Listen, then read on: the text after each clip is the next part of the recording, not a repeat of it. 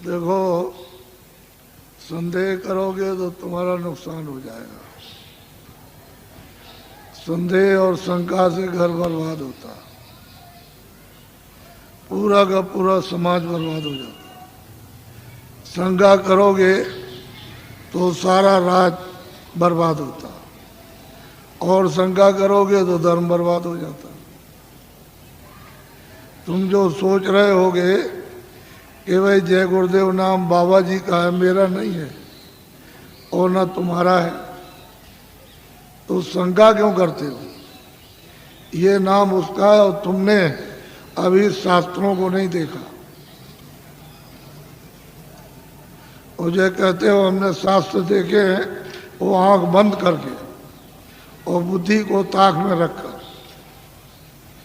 कोई भी नाम हो, विष्णु भगवान के 1000 नाम और परमात्मा के अनेकों नाम, तो शंका क्यों करते?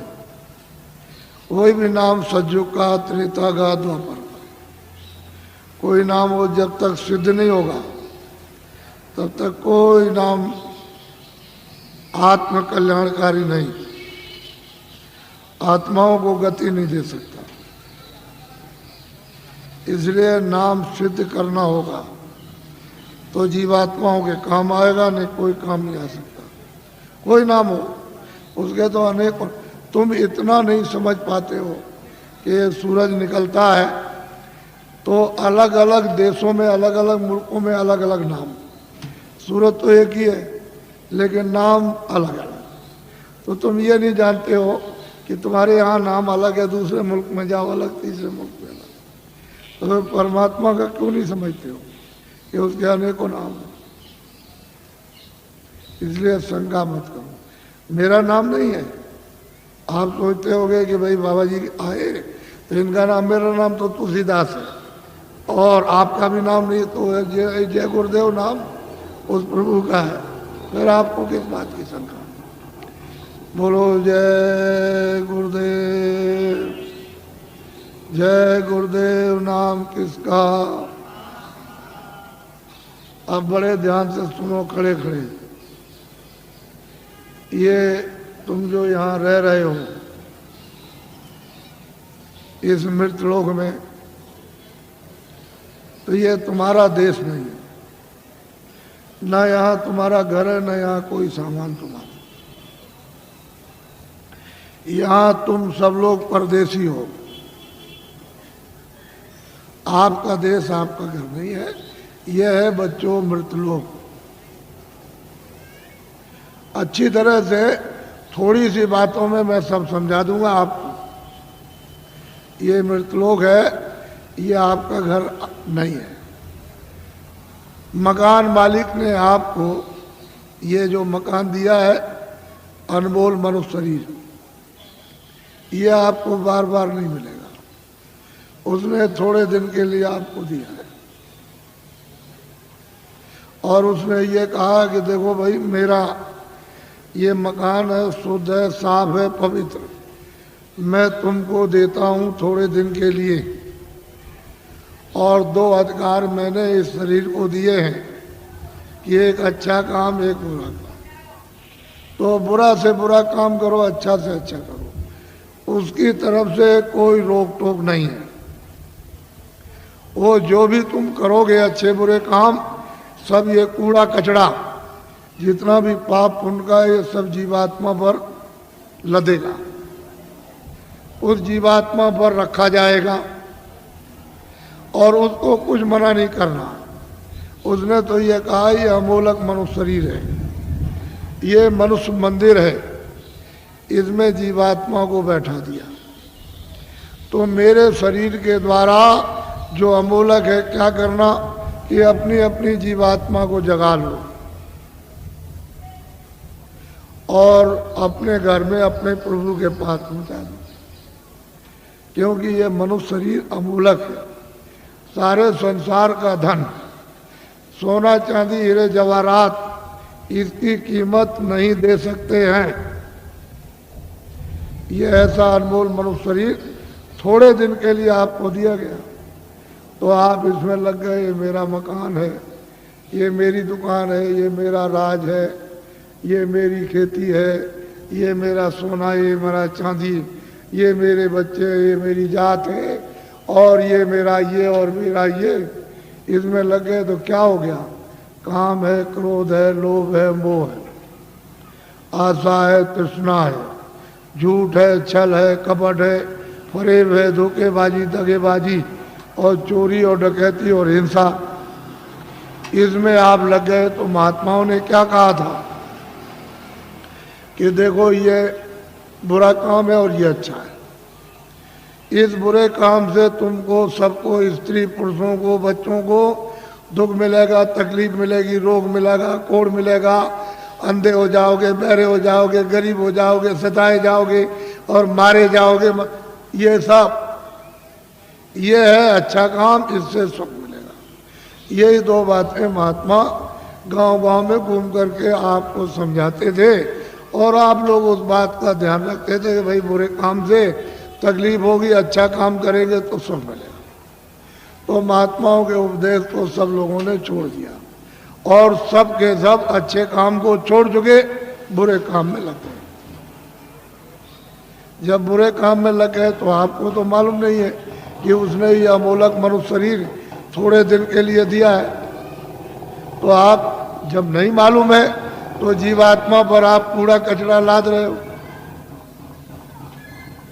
इस बार तो जब घड़ा भर जाएगा तो ये तो बाहर से बहेगा, फूटेगा और टूटेगा और आग निकलेगी, जहर निकलेगा, तो तुमको तो कुछ मालूम नहीं। जब उसका तुम तो समझते हो कि ये मेरा है, तब तक समय इसका पूरा हो गया। अनमोल मनुष्य मंदिर का इसका समय पूरा हो गया। उसने अपने सिपाही बुलाए, किसने? मकान मालिक। ये देखो ये है, ये लल्लू सिंह है, ये रामनाथ है, ये श्यामवती है और ये लीलावती, और ये मतलब जहांगीर है। इनका वक्त और समय हो गया, जाओ फौरन मकान खाली करा लो। तो कागज कहते हैं वारंट, वो फौरन लेकर के दौड़ पड़ेंगे और वहीं से आवाज देंगे, तुम इस वक्त में वहाँ हो अमेरिका में, तो जोर से यहीं से देंगे कि लल्लू सिंह तुम्हारा वक्त पूरा हो गया और आप तैयार हो जाओ मकान का। तो यहाँ से फौरन, यानी क्षण भी नहीं लगेंगे, वहाँ आवाज पहुंचेगी और जोर से धक्का मारेगी तो लल्लू सिंह उलट जाएंगे, वही गिर जाएंगे, आंखें अंधी हो जाएंगी, कान बहरे हो जाएंगे, बुद्धि पागल हो जाएगी, जबान बंद हो जाएगी, बस उसी जगह फौरन। और वो सिपाही यहाँ से एक क्षण भी नहीं लगेगा, अमेरिका पहुंच जाएंगे और कहेंगे देखो ये मालिक का हुक्म हो गया, मकान खाली। तो मन को, बुद्धि को, चित्त को, प्राणों को और जीवात्मा को, रूह को इस अमोलक मनुष्य मंदिर से, जिस्मानी मस्जिद से निकाल बाहर। अब ये आपका शरीर ये पड़ा, ये मिट्टी है, ये मकान और ये जमीन और ये राज, ये पाट, घर का सामान, दुकान का सामान, दफ्तर का सामान, ये हिंदी, ये अंग्रेजी, उर्दू, ये आपकी ये पड़ी, ये पड़ा, सब सामान ये पड़ा। अब ये बताओ, ये इनमें से कोई सामान तुम्हारे साथ जाएगा? बोलो जाएगा? तो तू कैसे कहता कि मेरा है?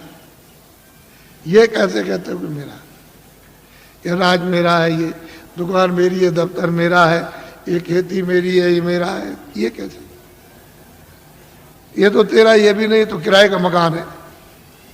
ये नहीं समझा कि खाली हो गया, ये पड़ा।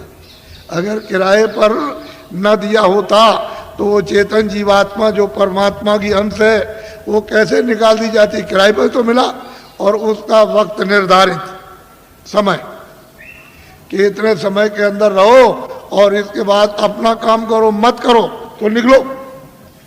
तो तुमने क्या, तुमको लाभ क्या हुआ? तुम अचानक में निकाल दिए गए अनमोल मनुष्य मंदिर, ये बार बार मिलेगा? अरे तुम खड़े हो, ये बार बार मिलेगा? कितने युगों के बाद, कितने सतयुग, कितने त्रेता, कितने द्वापर, कितने कलयुग खत्म हो गए और उसका जो पुण्य है वो एक एक बूंद तुम्हारा जमा हुआ मनुष्य शरीर प्राप्त करने का, और कितने युगों के बाद आपको ये मनुष्य शरीर मिला और आपको कहते हैं ऐसे ही मिल जाएगा। ये कोई तमाशा है? तुम्हारे घर का ये कोई खेल है? कैसे मिल जाएगा? ये अमूलक चीज है, इसको हीरे जवाहरात इसकी कीमत नहीं, लेकिन थोड़े दिन के लिए मिला। इसमें जीवात्मा को ये अवसर दिया कि देखो शुद्ध पवित्र मकान है, तुम इसमें अपनी जीवात्मा को जगा लेना और घर में अपने पहुंचा दो पिता के पास, प्रभु के पास, उस मालिक के पास, उस स्वामी के पास जो वो सर्वेश्वर है। इन जीवात्माओं का जो मालिक है, जो प्रभु है, उसके पास पहुंचा दो और मकान मेरा मुझे दे दो, शुद्ध है, सच और साफ देना। तो आपने कुछ शुद्ध साफ रखा, आंख गंदी, कान गंदे, जबान गंदी, मन गंदा, बुद्धि गंदी, चित्त गंदा, जीवात्मा गंदी, हाथ गंदे, पैर गंदे, इतने तुमने कैसे कैसे कर्म किए तो गंदगी को तुमने लाद लिया। ये पहाड़ों की तरह से गंदगी जमा हो गई, तो बताओ इस जीवात्मा का उबार कौन करेगा? मैं वहां वो बात सुनाने नहीं आया जिसको तुम समझ रहे होगे। ये खेती करो, दुकान करो ठीक से, और दफ्तर का काम ठीक से करो। मैं कब मना करता हूं? आप जो भी सामान लेकर खेती से, दुकान से, दफ्तर से आओ और जो पैसे लेकर आओ, बाजार में खरीदो, अनाज खरीदो, सब्जी खरीदो, फल खरीदो, कपड़े खरीदो और सामान और दवा खरीदो और मकान अच्छा बनाओ और झोपड़ी अच्छी लेकिन ये तो समझो कि ये सब सामान किसके लिए? इस किराए के मकान के लिए। ये पंच भौतिक शरीर है, इसके लिए आपको दिया कि कपड़े दो, खाना दो, दवा दो, इसको निरोगी रखो, यानी रोग ना होने दो। ये आपको बताया, ये आपको बता रहा हूं कि ये सामान सब इसका है, तो आप लाख जोड़ो, करोड़ जोड़ो, अरब खरब रखो, लेकिन ये तो समझो कम से कम कि ये इसका है, इसमें जीवात्मा का रत्ती भर भी नहीं, ये सब इसका। तो जब ये खाली हो जाएगा तो ये पड़ा और ये पड़ा, न ये इसके काम और न ये इसके काम। और फैसला है, तुमको जो होना है वही तुमको बता देता हूं। तुमने घर में जरा भी ध्यान नहीं दिया। तुम हिंदू हो, मुसलमान हो, सिख, ईसाई हो, कि तुम्हारे घर में पैदा बच्चा बच्ची पैदा होता मखमल पहन के आता, रेशम पहन के आता, क्या कोई सोना चांदी लेकर आता है? या जमीन और मकान नंगा आता रोता हुआ? तो तुमको सबको ये देखना चाहिए भाई कुछ लेकर नहीं आया, ये तो खा लिया। रो रहा है तो अपनी पीड़ा में, अपने दर्द में रो रहा, उसको दर्द और पीड़ा हो रही, सहन नहीं हो रही है, और माँ कहती है अरे बच्चा चुप हो जा, पुचकारती है, लेकिन उसको न देख सकता, न सुन सकता, न बोल सकता है, तो कुछ भी नहीं कर सकता, रोता ही रोता है खाली। तो दर्द में रोता है, पीड़ा में। तुम जब इधर आए, जरा बड़े हो गए, तो तुमको बताया ये सब कुछ। और तुम्हारे जाने का जब समय हो गया तो तुम्हारी बुद्धि यहाँ रखवा ली, और देखना यहाँ रखवाया, और सुनना यहाँ रखवाया, बोलना यहाँ रखवा लिया, सब रखवा लिया उसने जितना भी था। और तुमको मतलब यह है कि निकाल बाहर किया, फिर तुमने उस पर कपड़े डाल दिए। क्यों? कि भाई अब देखा नहीं जाता, अब देखा नहीं जाता, अब तो डर लगता, घृणा हो गई, तो कपड़ा डाल देते हो। तो इतना नहीं तुम देखते हो, जब ले जाते हो कपड़ा ढक करके, तो वहाँ गड्ढा खोद के गाड़ देते हो, लकड़ियों पर रख करके, और इसको रखते हो और जलाते हो। तो तुमने आग लगाते देखा नहीं कि फुक दे, यानी कपड़ा जल गया, नंगा हो गया। तो तुमको ये नहीं दिखाई दिया कि कोई कपड़ा लिए जा रहा है, कोई सोना, कोई चांदी, कोई मकान, कोई बाल, कोई बच्चे, कोई रिश्तेदार, या हिंदी, अंग्रेजी, उर्दू लिए जा रहा? ये जाते में सब रखवा लेगा, आते में कुछ ले आने नहीं दिया। तो ये आपको समझना चाहिए कि ये किराए का मकान आपको थोड़े दिन के लिए दिया है, तो आप कोई घर बार मत छोड़ो। मैं कोई घर बार छोड़ाने थोड़ी आया हूँ। तो खेती करो, दुकान करो, और दफ्तर का काम कैसे करो? ईमानदारी, मेहनत, झूठ नहीं। झूठ और धोखा और बेईमानी और चालाकी और मारपीट और हिंसा और दगेबाजी और सीनाजोरी और जबरदस्ती, बेईमानी, ये नहीं। ईमानदारी, मेहनत। घर में आओ, अपने बच्चों की सेवा करो, ये दो ही तो आपकी ड्यूटी है, और क्या भी। और जब आप जाओ सोने, कोई काम ना हो, तो ये मनुष्य मंदिर है, इसमें जीवात्मा बैठी हुई है और ऊपर से परमात्मा 24 घंटे बोल रहा, एक क्षण भी बंद नहीं होता। 24 घंटे उसका कथा कीर्तन आरती 24 घंटे हो रही है, और तुम्हारे कानों तक आवाज दे रहा कि तू मेरी आवाज को सुन ले, और मेरी आवाज को सुनकर पकड़ के मेरे पास चला। तो तुम कभी सुना? कूड़ा कचरा लाद लिया इस पर। तो मैं तुमको जरा बताता हूं, ये तो बहुत से डॉक्टर हैं यहाँ,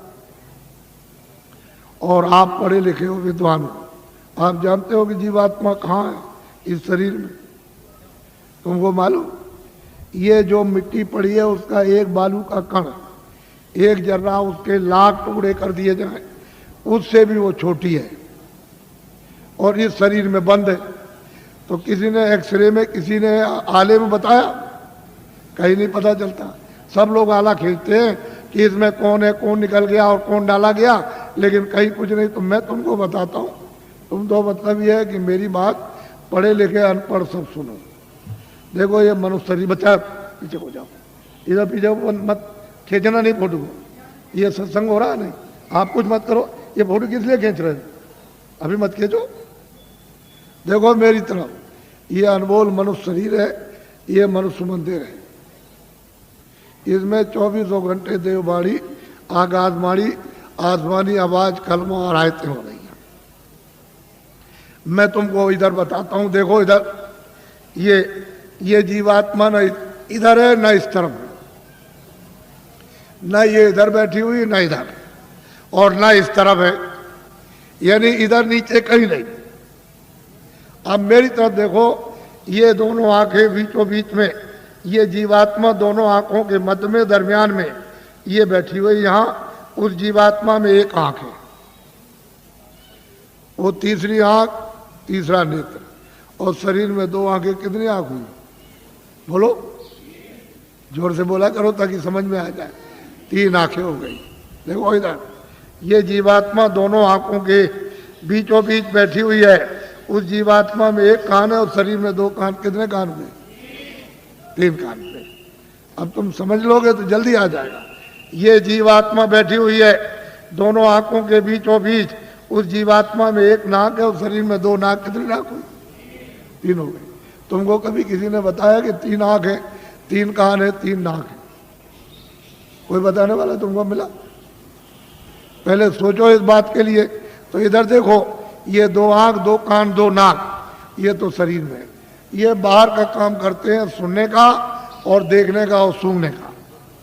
अब जो अंदर में जीवात्मा जो बैठी है, उसमें एक कान है, एक आंख है और एक नाक है। तो इस आकाश के ऊपर सुनने का काम करेगी, देखने का और सूंघने का। तो तुमने कभी शास्त्रों में कि स्वर्ग की और बैकुंठ की बहस की कितनी सुगंधी है, तुमने कभी सुना? तो ये नाक सूंघेगी, वहां कितनी सुंदरता है, यानी कितनी वहां खूबसूरती है, तो ये आंख देखेगी ये बाहर की। तुमने कभी किसी से पूछा, और तुमने कभी रामायण है, गीता है, कभी शास्त्रों को तुमने ध्यान से पढ़ा? उन महात्माओं ने तो देखा था, उन्होंने तो तीसरी आंख, तीसरा कान उन्होंने खोला था।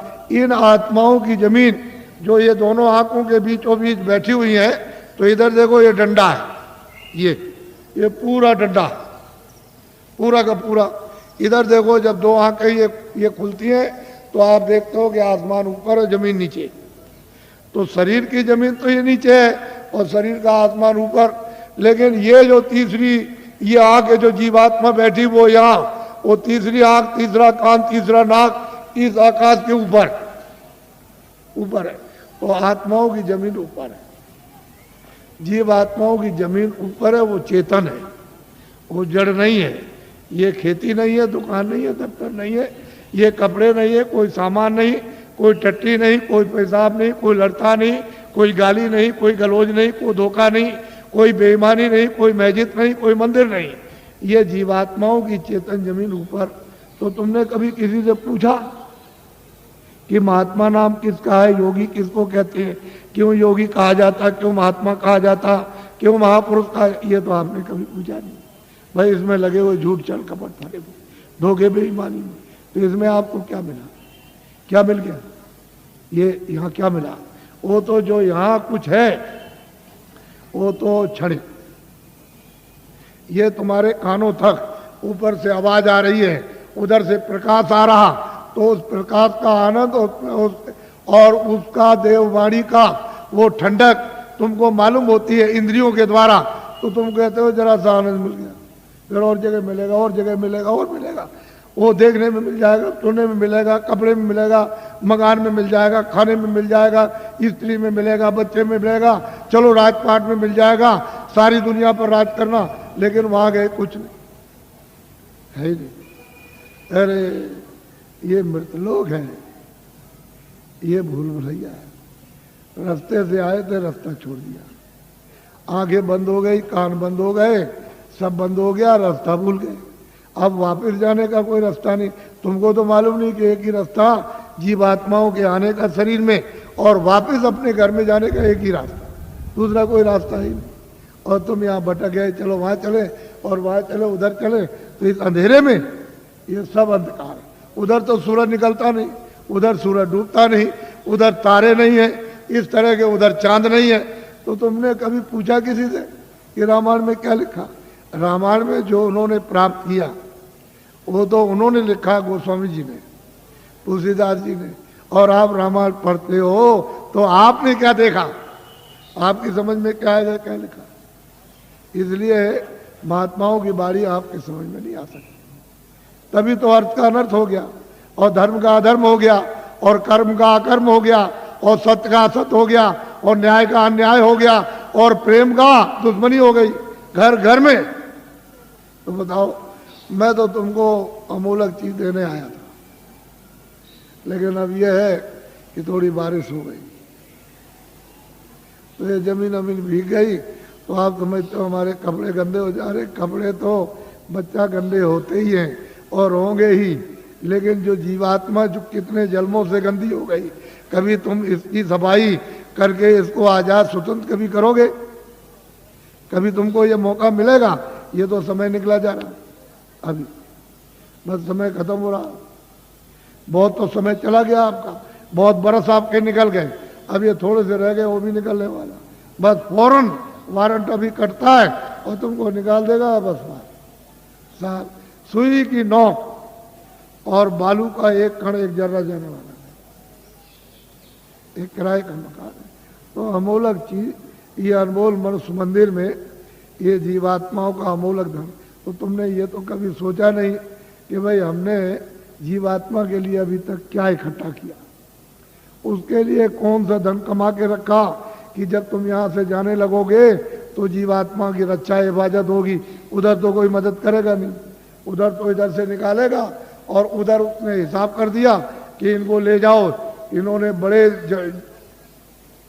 मृत लोक में जाकर बड़े दुष्कर्म और बड़े मतलब बुरे काम और पाप कर्म किए, तो इनको ले जाओ, कुत्ते में बंद करो जाकर के। तो कुत्ते में बंद, कुत्ते से निकाला बिल्ली में बंद, बीच से मिला तो गधे में बंद, गधे से निकाला ऊँट में बंद, तो ऊँट से निकाला किसी पंछी में बंद, तो 4 खाने 84 लज्जोनियां। फिर तुमको ये मनुष्य शरीर किधर मिलेगा? तुम तो ये सब जानते नहीं, तुमको तो ये सब मालूम नहीं, तुमने तो देखा नहीं। इसलिए मैं तुमको अमूलक चीज देने के आया हूं। कुछ आत्म धन चलते चलाते, जीवात्मा के लिए कुछ आत्म धन, यानी ईश्वरीय खुदाई रूहों को खजाना, उनको कुछ दे दो इस जिस्म में, शरीर में, तो इसका भला हो जाए। नहीं तो ये जा रही है, तो दब गई, ये इसको कौन छुड़ाएगा? बिना महापुरुष, बिना जानकार के इसका रास्ता कौन जानता है? कोई नहीं जानता, सब भटके हुए भूले हुए। तो अमोलक चीज लो, उसको देना चाहता हूं। इसलिए तुम ऐसा मत समझो कि कोई बाबा जी जय गुरुदेव है या बाबा जी भगवान है। हम तो पक्के आपके सेवक हैं, सेवक, कोई भगवान नहीं है, कोई जय गुरुदेव नहीं है। जय गुरुदेव तो हुआ है, हम तो आपके सेवक हैं। सेवा करने का मतलब यही होता है कि तुम्हारी गंदगी को साफ, जो तुम्हारी गंदगी धोता है, साफ करता है, उसका नाम सेवक ही है। जितने भी भारत में महापुरुष आए इस प्रभु को प्राप्त करने के लिए इस कलयुग में, वो सब के सब सेवक रहे। वो कभी महात्मा नहीं बने, न कभी महात्मा बनेंगे, न बने, न उन्होंने कभी इच्छा और ना उन्होंने कभी स्वप्ने मतलब ये कभी सोचा। वो तो सेवा। तो तुम लोग उनको पहचान भी नहीं पाते, और उनके पास में अमोलक धन होता, अमोलक खजाना, और तुम ले नहीं पाते हो। इसी जमीन में वो भी आते हैं, इसी जमीन में तुम हो, तुम इसमें लगे पड़े हुए हो, और वो यहाँ से निकल के चले गए और तुमको कहते हैं भाई जल्दी कुछ अपना काम करो, नहीं तो ये पराया काम, ये बोझा ढोते हो, ये तो छूटने वाला है, तो ये शरीर चला जाएगा, ये तो मकान तुम्हारा नहीं है, ये सामान पड़ा रह जाएगा। तो अमोलक चीज है, अमोलक धन है, तुम्हारे साथ खजाना रखा हुआ अथा। लेकिन अब क्या करे बेचारी जीवात्मा, ये इसमें बंद है, इस कोठरी में बंद हो गई, फंस गई। अब इसको कुछ नहीं सुनाई दिखाई कुछ नहीं देता। तो कोई महात्मा मिले तभी तो उनकी कृपा दया दृष्टि हो, और वो कुछ मतलब ये शुद्धि सफाई करें तो कुछ रास्ता दे दे तो अच्छा रहेगा, नहीं काम होता। तो अमोलक चीज लिए जल्दी में अच्छा रहेगा। हम ज़्यादा और कुछ नहीं बोलेंगे, लेकिन इतना जरूर कहेंगे, ये बड़ा भारी परिवर्तन होगा तुम्हारे घर में, तुम्हारे व्यापार में, तुम्हारे धर्म में, तुम्हारी जाति में, तुम्हारे मतलब खेती में, तुम्हारे मतलब दफ्तर दुकान में, और तुम्हारे राज में। इतना भारी परिवर्तन होगा जो तुमको ख्वाब और सुन में भी पता नहीं है। ऐसा मालूम होता है कि बड़े भारी कष्ट आने वाले, तकलीफ, तुमको तो अभी पता नहीं है।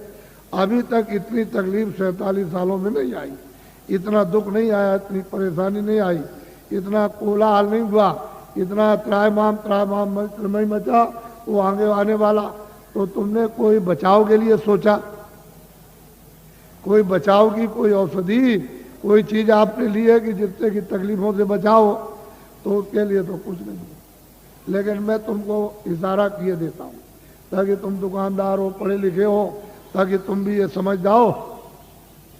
देखो मेरी विनती प्रार्थना है कि आप कोई भी आंदोलन हड़ताल तोड़ दो।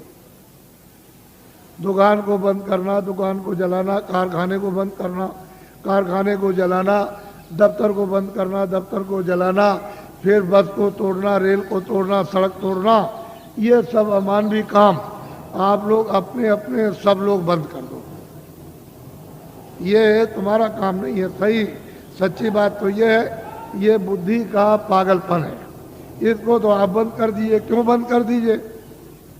यही जब तुमको राज मिला था और खजाना तुमको मिल गया, फौज फाटा, कागज पत्थर और दफ्तर मिल गए, प्रजा मिल गई, तो इसको सबको उपदेश करना चाहिए था कि ये सब सामान तुम्हारा है।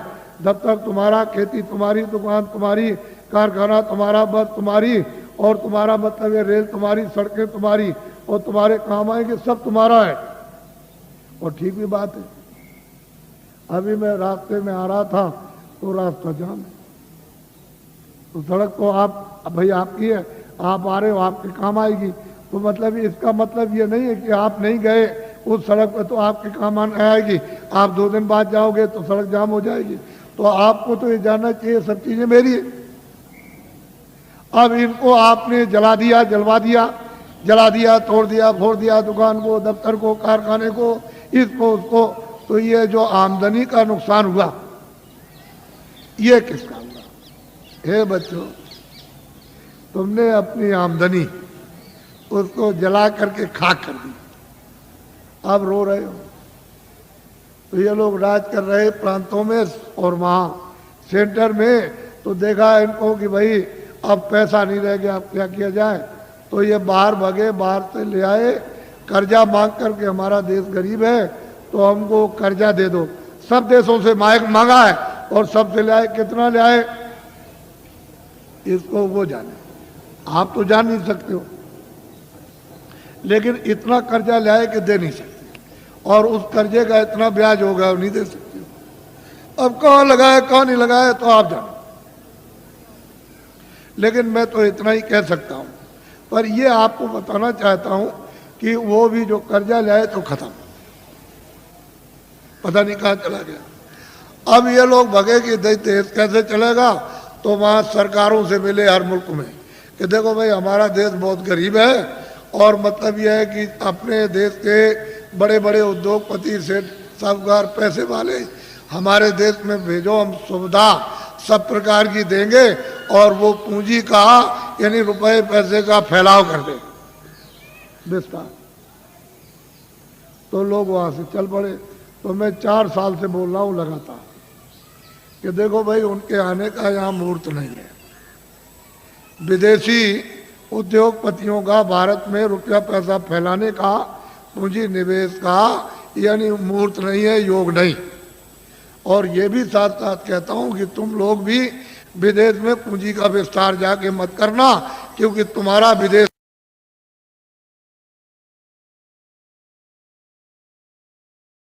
बाहर हो जाएगा, तुम हाथ मलते रह जाओगे। ये हमारी बात को आप लोग नोट कर लो, ये खास बात आपको सुना रहा हूं। अब आप क्या करो कि रुपया पैसा नहीं, तो हम भी जानते हैं, हम भी देखते हैं। ऐसा थोड़ी है कि हम पागल हो गए या पागल होके आपको चिल्ला रहे बता रहे। मैं भी जानता हूं ये बात नहीं है, लेकिन ये कहना चाहता हूं कि जितने भी आपके यहाँ सेठ साहूकार छोटे बड़े, उनको इकट्ठा करो और उनसे ये कहो कि हम तुमको सब सुविधा देंगे,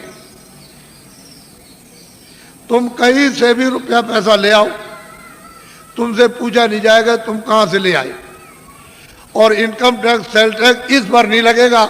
ये कारखाना लगाओ छोटा बड़ा, 1 साल में या 1.5 साल में, 2 साल के अंदर छोटा बड़ा कारखाना लगा दो। और इतना ही काम आप सेठ साहूकारों को करना है कि जितने बच्चे यानी छात्र स्कूल में पढ़ते हैं इनको नौकरी और काम दे दो, बस इतना ही। हम आपको पूरी सुविधा देंगे। तो आप ये क्यों नहीं सोचते हो जो आपको दिशा बताई जा रही, आप लोग क्यों नहीं सोचते? जब आपको एक दिशा बताई जा रही सही सच्ची, तो आप क्यों नहीं इसको सोचते हो इनको सुविधा दे दो, इनकम टैक्स सेल टैक्स थोड़े दिन के लिए तो खत्म करो। जब आमदनी बहुत होने लगे तो नॉमिनल यानी मतलब यह है कि मामूली तो ठीक है, लेकिन ये क्या, और पीछे वाले का आप अपना जो लेते हो लेते रहो, तो आप जानो। लेकिन ये कहो इनसे कि हम तुमको बैंक से रुपया नहीं देंगे, तुम कहीं से लाओ, तुमसे पूछा नहीं जाएगा। एक छोटा सा कानून बना दो 2 लाइन का, बस उसमें लिख दो कि भाई आपसे पूछा नहीं जाएगा और इस नए कारखाने पर कोई इनकम टैक्स सेल टैक्स नहीं लगेगा और आप छात्रों को काम नौकरी दो, बस आपको ये करना। लेकिन आपने मेरी बात को 4 साल से ध्यान में किसी ने नहीं दिया, और दिन भर दिन तुम्हारी हालत इतनी जैसे कि लकड़ी में घुन लग गया, उससे भी बेहतर हालत होती जा रही। फिर तुम मानते क्यों नहीं हो? इसके माने है कि तुम्हारे कर्म इतने खराब सबके, यानी इतना दुष्कर्म है कि वो कुछ लगने ही नहीं देता। फिर मेरी बात को सुनो ध्यान से, ये अगर बाहर से आ जाएंगे तो तुम्हारे कारखानों का नक्शा बनाएंगे कि तुम बनाते क्या हो अपने कारखाने में, वो सब नक्शा बना करके बाहर ले जाएंगे। फिर वो क्या करेंगे तुमको तो मालूम नहीं है कि वो आएंगे तो कई काम करेंगे कि तुम्हारा सामान बाहर बनाएंगे सुंदर, ये सुंदर कुछ सामान नहीं सुंदर बना देंगे और मजबूत, और जितना तुम्हारा 400 का है वो 100 का रखेंगे। 400 रुपए का बिकता हो 100 ही का बेचेंगे, और 300 का बिकता हो 50 का बेचेंगे। वो मुनाफा नहीं लेंगे, बड़े चालाक हैं कि मुनाफा नहीं लेंगे, और बाजार में वहाँ से सामान ला के उतार देंगे आपकी मंडी में। तो ये जब सामान जब ये देखेंगे लोग कहेंगे भाई बड़ा सुंदर है और बड़ा मजबूत और बहुत सस्ता है, ये सामान तो ये यहाँ का दुकानों पर रखा है देसी बाजारों का, ये तो बहुत महंगा है, तो कोई लेगा नहीं। जमा करना एक बात तो ये। और वो क्या करेंगे, बड़े बड़े बोर्ड बना दिए, 3-3 लाख 2-2 लाख और 5-5 लाख के कलकत्ते और दिल्ली और बंबई में उन्होंने लगा दिया कि ये मेरा विदेशी कंपनी का नाम, और उसके उन्होंने शेयर निकाल दिए। तो आपने शेयर खरीदना शुरू कर दिया और शेयर खरीदने लगे, वो तो शेयर बेच करके दलालों को दे दिया और वो रुपया ले गए देसी बॉर्डर पर, वहाँ डॉलर ले लिया और चले गए अपने देश में। वहां से कहते हैं कि भारत अभी अस्थिर है, अभी हम पुनः फिर से विचार करेंगे। एक बात तो ये हो गई। और यहाँ 19 शहरों को एक ईंट नहीं रखी है और सुई की नोक नहीं बनी यहाँ भारत में, और कंपनी का नाम और शेयर बिक रहे और दलाल बराबर निरंतर बेच रहे। अरे बच्चा, ये सामान जो ले आकर दुकानों पर जब नहीं बिकेगा तो उससे भी कम बेचोगे आप। जब ये नहीं बिकेगा और उन कारखानों का सामान उठा करके तुम अपनी दुकानों पर नहीं ले आओगे तो वो क्या करेंगे कारखाने वाले? वो तो अपने आप बंद हो जाएंगे, बिना हमारे मर गए। कोई हड़ताल नहीं, कोई ये नहीं, कोई तोड़फोड़ नहीं, वैसे ही बंद हो गए। तो जितने भी वहां मजदूर और वहां पर जितने भी क्लर्क और वहां मैनेजर काम करते हैं, सब जब बंद हो जाएंगे तो घर बैठ जाएंगे। तो आखिर उनके बच्चे पढ़ते हैं स्कूल में तो काम, जब सब कारखाने बंद हो जाएंगे तो नौकरी कम। इन छात्रों को किधर से मिलेगा? कभी आपने सबने बैठ कर के इस पर गहराई से सोचा?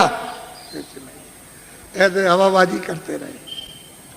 फिर वो आएंगे यहाँ सब जगह अड्डा जमा लेंगे, सब जगह। और तुम जितने भी की पोस्ट के, बड़ी पोस्ट के बड़े जिम्मेदार, उनको सबको अपने पैसे, क्यों कि भारत का आदमी बहुत लालची, बहुत लालची, उनको खरीद लेंगे तो ये भारत भर फिर गुलाम हो जाएगा और तुम ऐसे हाथ मलते रह जाओगे। सट से चला जाएगा, सट से। इसलिए सोचो, बाबा जी का अगर इसमें कोई मतलब हो तब तो एक बात कह भी सकते हो।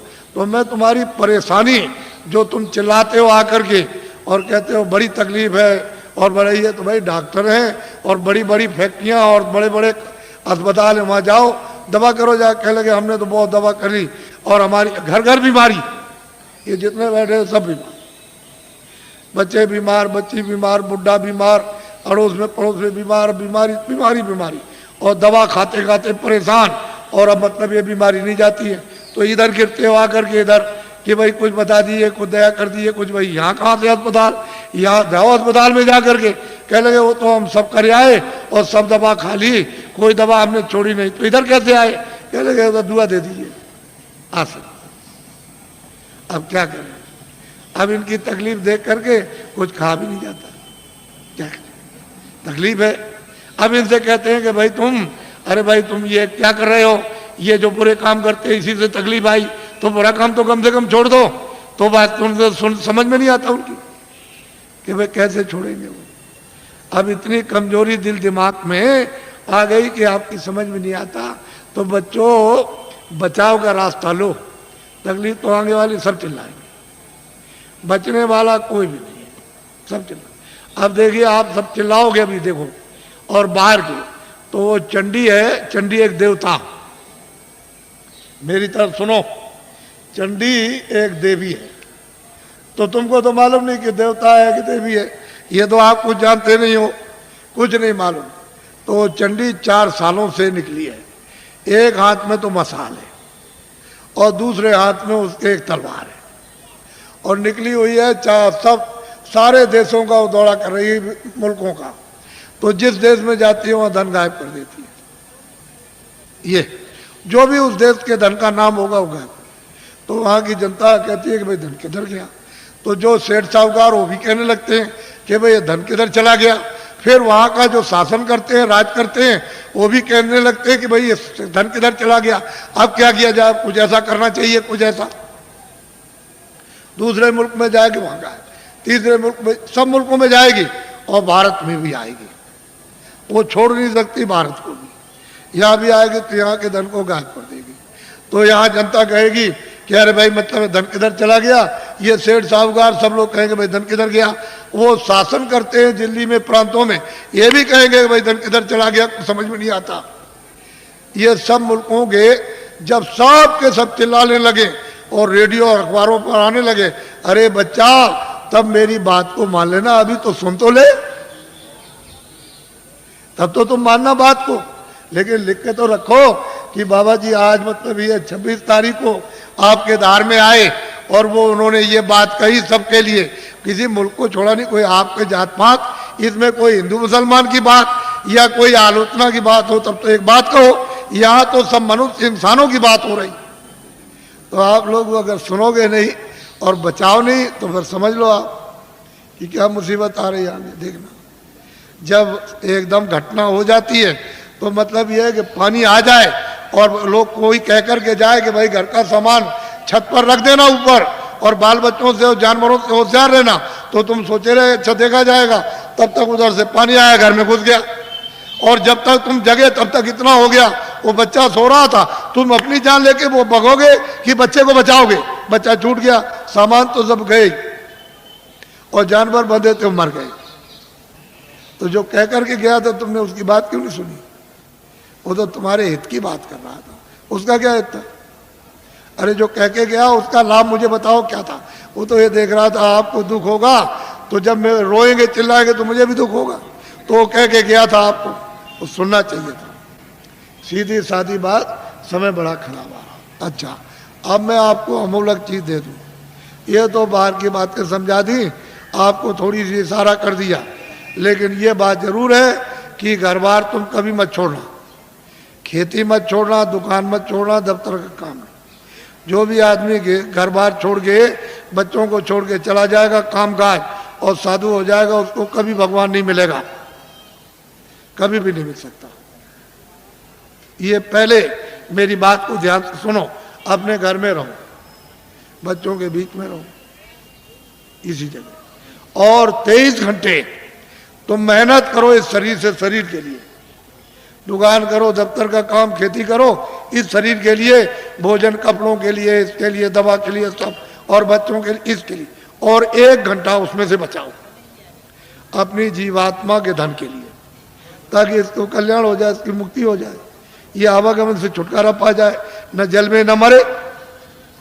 1 घंटा तुम नहीं बचा सकते हो और 23 घंटे इसमें तुमको लगाने को कह रहे, तुमको ये तो नहीं कह रहे कि तुम छोड़ देना कुछ, ये तो सोचो तुम। और मैं तुमको इसी मनुष्य रूप मंदिर में, इसी में जो अनमोल मनुष्य मंदिर जो दिया है जिसमें जीवात्मा बंद है, उसी में मैं अभी रास्ता आपको बताता हूं। अभी इसको कहते हैं नामदान।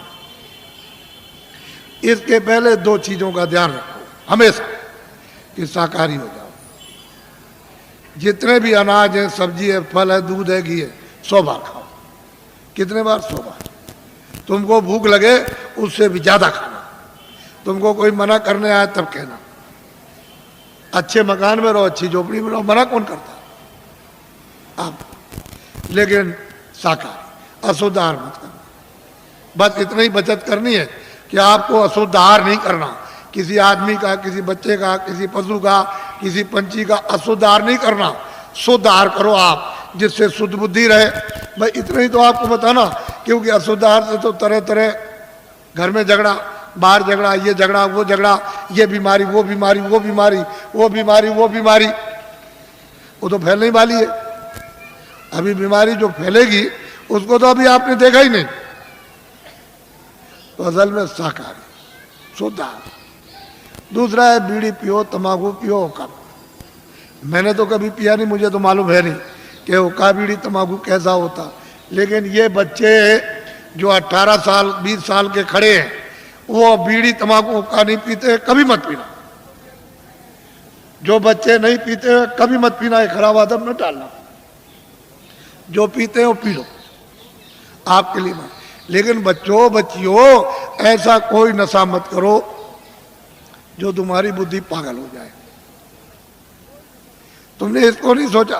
कोई नशा मत करो किसी तरह का हो जो बुद्धि पागल हो जाए और तुम अपने घर में बच्चे बच्ची को और अड़ोस पड़ोस में बहू बेटी को पहचान न सको।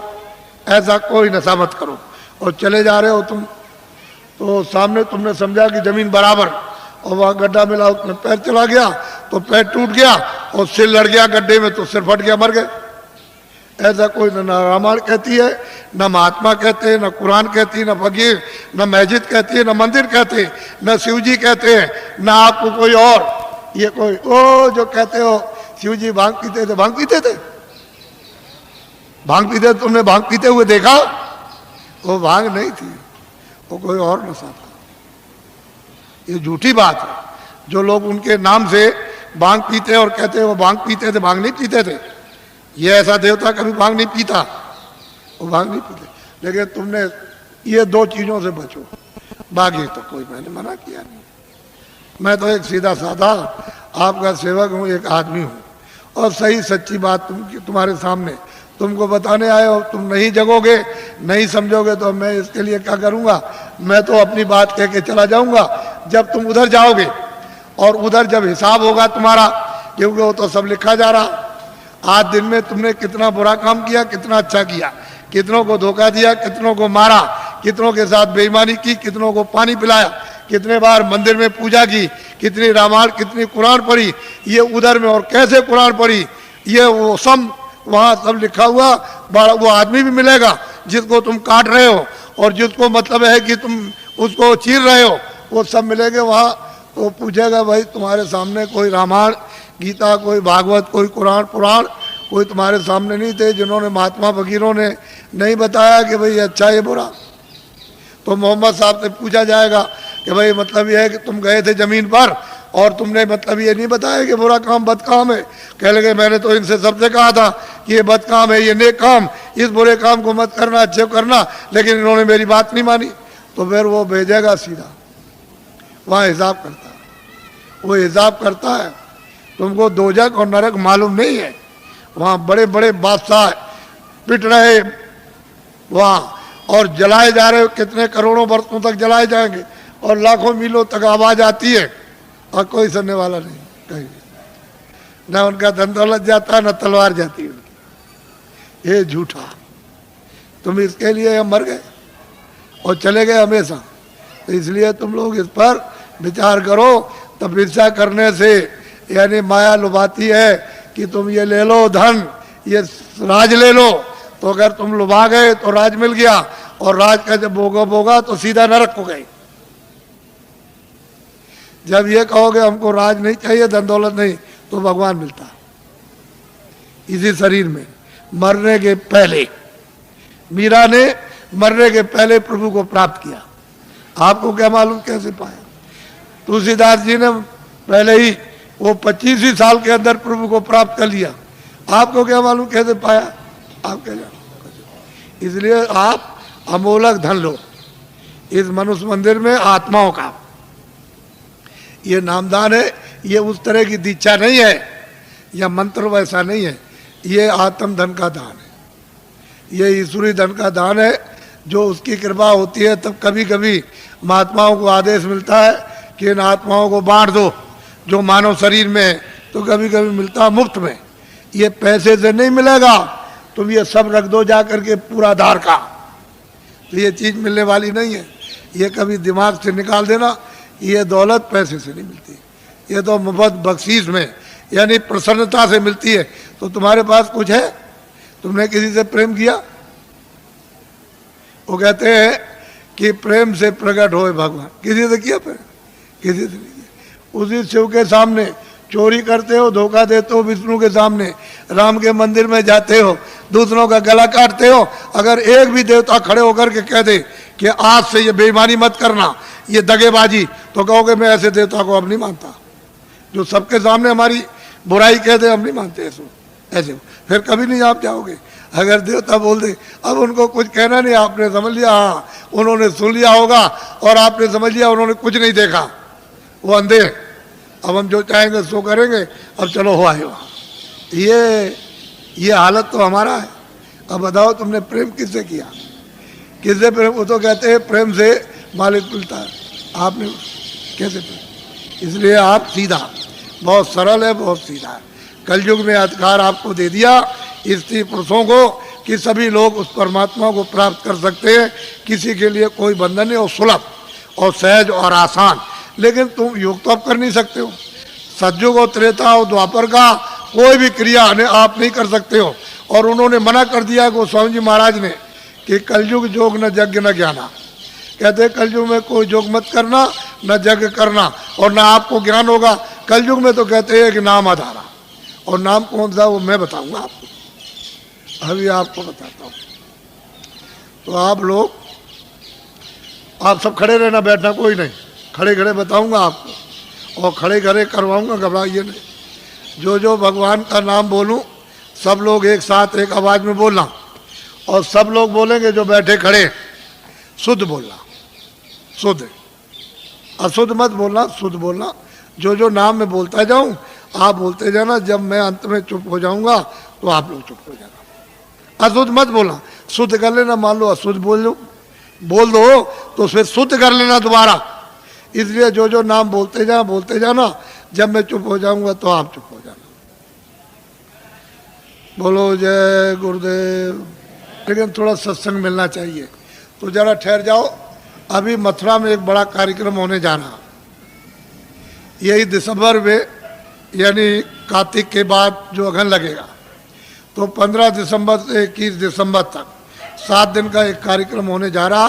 और उसमें यही साधना और यही मतलब ये अनुभव होता है। वहाँ सत्संग भी मिलेगा और साधन भी और ध्यान भी, सब करोगे आप, और उस समय पर आप अच्छी तरह से कर सकते हो, क्योंकि वो वातावरण ऐसा होगा। फिर एक दूसरा कार्यक्रम इधर पूरब में रखा, यानी हिंदुस्तान के तीर्थों के राजा प्रयागराज इलाहाबाद में त्रिवेणी संगम। तो त्रिवेणी संगम पर 25 फरवरी से, ये तो 96 में मथुरा का, और वो इलाहाबाद का 97 में, 25 फरवरी से 6 मार्च तक 97 में 10 दिन का होने जा रहा बड़ा कार्यक्रम। और वो महामानव कुंभ, यानी माघ मेले के बाद महामानव कुंभ आपको दिखाई देगा। और वो 10 दिन, यानी 7 मार्च को शिवरात्रि है, वो एक दिन पहले ही समापन हो जाएगा, 10 दिन का होगा। आप जरा इसको लिख लेना। और ये जो आपने 5 नाम, 5 रूप, 5 स्थान, हर एक के बाजे, ये जो आप लिखाओगे, लिखा हुआ ले लोगे, ये तो यहाँ के लोग आपको दे देंगे। अगर कम पड़े तो आप जल्दी लिख लेना। फिर दूसरी बात यह है कि थोड़ा सा पता भी दे दिया करो, कि कभी कोई पूछा जाती हो कि साधन भजन करते हो कि नहीं करते हो।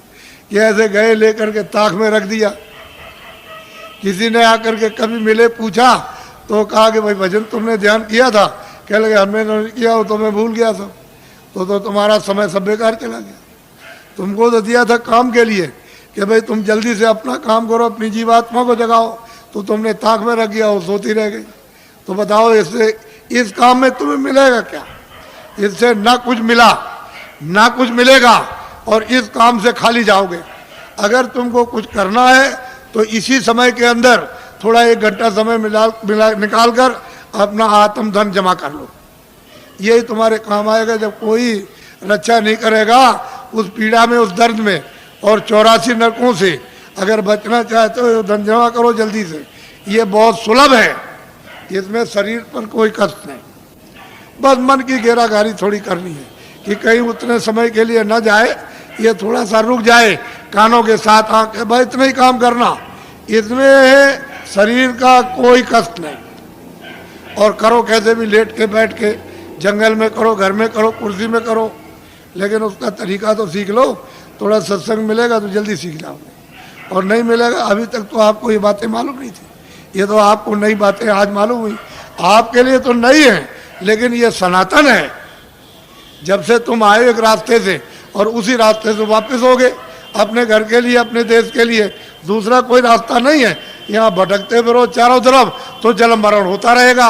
84 जाओ, नरकों में जाओ, जलवो मरो, और जो किया उसका भोग भोगो। और कभी मनुष्य शरीर मिलेगा तो फिर तुमने वही काम किया, और फिर चले गए आप फिर 84 नरकों में। तो ये ऐसे ही चलते रहोगे, ऐसे जन्मो मरो, जन्मो मरो। तुमको कहीं स्थिरता नहीं मिलेगी, स्थिरता वापस जाने पर। जब ये भजन करोगे, नाम डोरी को पकड़ लोगे, चढ़ चलोगे ऊपर। वो तो ऊपर खुले हुए मैदान है, और वहाँ तो अंधेरा कभी है नहीं, न कभी अंधेरा होता हो तो प्रकाश ही प्रकाश, रोशनी रोशनी। जरा सा आँख के ऊपर उठे कि बस प्रकाश ही प्रकाश है, अंधेरे का नाम नहीं। वहाँ कभी अंधेरा होता ही नहीं। तो तुम उधर चलो, जब उजाले में खड़े हो जाओ तो ये सब देखना सुनना, तब तुम्हारी समझ में आएगा कि बाबा जी ने क्या दिया। कुछ तुम मेहनत करो, कुछ हम करें। बोलो जय गुरुदेव। कुछ तुम मेहनत करो, कुछ हम करें, और ऊपर बैठे उनकी कृपा जल्दी हो जाए। और तुम मेहनत हम नहीं करेंगे, कुछ होगा नहीं। जल्दी करो, देर मत करो, और जल्दी से कृपा और दया ले लो, ताकि वो ऊपर बुला ले, और जल्दी से आप निकल चलो इस कूड़े कचड़े से। यहाँ कुछ मिलने वाला नहीं है, ये सब शकलें। अब देखो, बीमार, परेशान, तकलीफ में, हमारे पास जो भी आता कोई हो, हमको उससे मतलब नहीं, आदमी होना चाहिए। हमारे यहाँ कोई झगड़ा झंझट ये नहीं है, आदमी हो उसमें जीवात्मा होनी चाहिए। तुम्हारे शास्त्रों में लिखा है हिंसा परमो धर्म, तो आपने इसका पालन किया? अब ये बताओ, आपने इसका पालन किया? आप बकरा मार दो, मुर्गी मार दो, आदमी मार दो, लड़की मार दो, लड़का मार दो, घर में देवी को मार डालो, आप कि कोई दुश्मन बन जाए उसको मार दो, गोली मार दो, छुरा मार दो, लाठी मार दो, तुम अहिंसा धर्म? तुम किसी देवता को, किसी धर्म को मानते हो? कुछ नहीं, वैसे ही कहते हो हम जानते कुछ नहीं, वैसे ही कह दिया बस, और कुछ नहीं, ऐसे ही। तो इसको समझ लो अच्छी तरह से समझ लीजिए आप मोटी बात को। बोलो जय गुरुदेव, जोर से बोलो जय गुरुदेव। जय गुरुदेव नाम किसका? अब ये इनको दे देना बच्चा, इनको नोट करा दो, और कुछ लोग जल्दी मिल जाए तो इनका पता भी नोट कर लेना। और कभी कभी इनसे पूछते रहना, यहाँ जो रहते हो उनको, कि भाई भजन करते होगे नहीं? तुमसे जब पूछेंगे भजन के लिए, ये बोलो भजन किया कि नहीं किया, तुमने ध्यान किया, स्मरण किया कि नहीं किया, और तुमको मिला तब तो तुम करोगे ही। तुम जरा सा जितने दिन बताया उतने दिन कर लो, पहले बात की बात बाद में सोचना। हर रोज तुम महीने 2 महीने समय दो, नागा मत करना, तब तुम देखोगे तुमको क्या मिलता। तुम एक दिन भी नहीं बैठो तो मैं क्या करूँगा? मैं तो दरवाजे पर आकर काम करूँगा। तो अंदर तुम्हारा घाट है, तो जीवात्माओं का घाट अंदर, वहाँ बैठोगे तब तो काम करूँगा। और तुम बाहर फैले रहोगे तो कैसे काम होगा? तो बाहर से मोड़ूंगा कि भाई बात इधर से लगो, अंदर चलो। अंदर तो खुला हुआ है, खुले हुए लोग, उधर स्वर्ग भी है, बैकुंठ भी, बड़े बड़े लोग हैं, उधर ब्रह्मांड भी है, उधर ब्रह्मा भी मिलेंगे, विष्णु भी मिलेंगे, शिव भी मिलेंगे, देवी देवता भी मिलेगी, ईश्वर, उधर बड़े बड़े अनेकों लोग, अनेकों ब्रह्मांड अनगिनते। लेकिन रास्ते से चलो तब मिलेगा, कैसे ही मिल जाएगा। बोलो जय गुरुदेव। अब देखो, जितनी तकलीफ आपको हमको सब मालूम है। हम किसी के सिर पर हाथ रख देते हैं तो अपने को फौरन पता चलता है, ऐसे ही रखकर बस इतना ही रख दिया, मालूम हो गया कि तुमको कितने प्रकार की तकलीफें हैं, और यह भी पता चल जाता है कि तुमने क्या अपराध किए। हमने तो आपसे कुछ कहा नहीं, हमने कोई घृणा तो की नहीं, या कोई नफरत की हो आपसे, तो आपको तो ये सोचना चाहिए था। हम तो आपकी भलाई के लिए सोचते हैं, कुछ तकलीफ चली जाए, 1 पैसे 2 पैसे, कुछ बीमारी चली जाए, कुछ परेशानी चली जाए, कुछ ये झगड़ा झंझट चला जाए, 1 पैसे 2 पैसे, 1 आने 2 आने, तो तुम कुछ वो भी नहीं लेना चाहते हो, तो फिर आत्म कल्याण क्या करोगे? कुछ नहीं कर पाओगे। तो अब महात्माओं के पास तो बहुत कुछ होता, तुम्हें लेने नहीं आता, और दे दे तो तुम रख नहीं सकते, फेंक दोगे। तुमको अभी क्या मालूम, कुछ नहीं। लो भाई जल्दी से, अब बता दिया, अब कुछ नहीं बताना। लो उनको कागज बांटो और जल्दी से उनको बांट के समाप्त करो। अच्छा लेन में बैठ जाओ, लेन में बैठो, अब लेन में कागज बट जाएगा, कागज ले लेना, कतार लगा लो लेन में, अभी मैं सबसे मिलूंगा, आपको घबराने की जरूरत नहीं।